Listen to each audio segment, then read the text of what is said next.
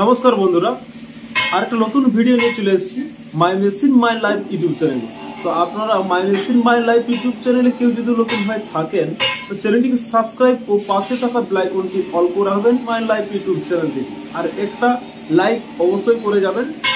আর আপনাদের সামনে যে কালকে ভিডিওটা বলেছিলাম যে আপনারাকে একদম পুরাপুরি যে চাল আমাদের ফ্যাক্টরিতে কীভাবে প্রসেসিং করা হয় এবং মুড়ি মেশিনের সাহায্যে আমাদের মুড়িটি ভাজা হয় এবং তার কোয়ালিটি এবং কিভাবে আমাদের প্রসেসিং করা হচ্ছে A to Z আমরা এই ভিডিওর মাধ্যমে দেখাবো। তো ভিডিওটা একদম স্কিপ করবেন না। তো স্কিপ করলে হয়তো আপনারা অনেকে স্কিপ করে দেখেন বা স্কিপ করে দেখছেন, স্কিপ একদম করবেন না। স্কিপ করলে কিছু জিনিস আছে যে সেই জিনিসগুলো মিস্টেক হয়ে পড়বে। তো চলুন বন্ধুরা, ভিডিওটা শুরু করা যাক। তাহলে আপনারা যেরকমভাবে চালটি প্রসেসিং করবেন, আপনাদের সাধ্য মতন চাল 5 বড়া হোক, 10 বড়া হোক, 20 বড়া হোক, 30 বড়া হোক বা 40 বড়া হোক বা 50 বড়া হোক, ঠিক পরিমাণ মতন লবণ এবং ঠিক পরিমাণ মতন জল দিয়ে চালটি মোটামুটি ঠিক পরিমাণ মতন চালটিতে ঢেলে দিয়ে এবং জলটির সাথে একদম লবণটি মিক্স করে চালের সাথে একদম ঢেলে দিয়ে এবং কিছুক্ষণ লাড়াচাড়া করার পর 5 থেকে 10 মিনিট চালটি রেখে দেবেন। তারপর আপনারা চালটি ছাড়াবার চেষ্টা করবেন।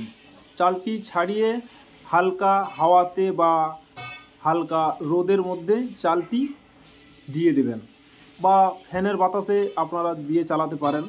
তারপর ওই মেশিনের সাহায্যে আপনারা হালকা হিট ধরিয়ে হালকা মেশিনে হিট দিয়ে চালটি গরম করে নেবেন এবং গরম করার পর আপনারা চালটি ঠিক চটের বস্তাতে ঢেলে দিয়ে পুরাপুরি ঠান্ডা করবেন। তাহলে বুঝতে পারবেন চালটি আপনার ঠিকঠাক গরম হয়েছে বা শুকিয়েছে কি না।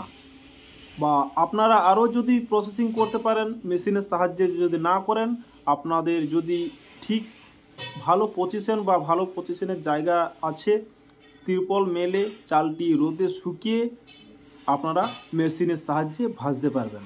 আর এরকম যে দেখতে পাচ্ছেন ছোট ছোট ডাব ডাব, যেমন চালের সঙ্গে চাল চিটে থাকে, তাহলে কিন্তু মুড়ির কোয়ালিটি আসবে না এবং মুড়িটি ভালো ফুলবে না। তো তার জন্য আমাদের আরেকটি মেশিন তৈরি হয়েছে, যে ভাইব্রেটার মেশিন। ভাইব্রেটার মেশিনের সাহায্যে আপনারা চালটি অতি সহজে চালের সঙ্গে চাল যে চিট লেগে থাকে, একদম ভাইব্রেটারের সাহায্যে আমাদের চালটি ছাড়িয়ে ফেলবে এবং তারপর আপনারা রোস্টিং করতে পারবেন এবং তারপর মুড়ি ভাজতে পারবেন। তো মুড়ির কোয়ালিটি আপনারা খুব সুন্দর পেয়ে যাবেন। আর দেখতে পাচ্ছেন আমাদের যে চালের সঙ্গে চাল জড়িয়ে আসে, সেই চালগুলি আমাদের মেশিনের সাহায্যে কিভাবে ভাঙা হচ্ছে। তো দেখতে পাচ্ছেন পুরাপুরি আমাদের চালের সঙ্গে চাল জোড়া লেগে আছে এবং সেই চালটি ভেঙে তারপর মেশিনের সঙ্গে রোস্টিং করা হচ্ছে এবং তারপর মুড়ি ভাজা হচ্ছে। তো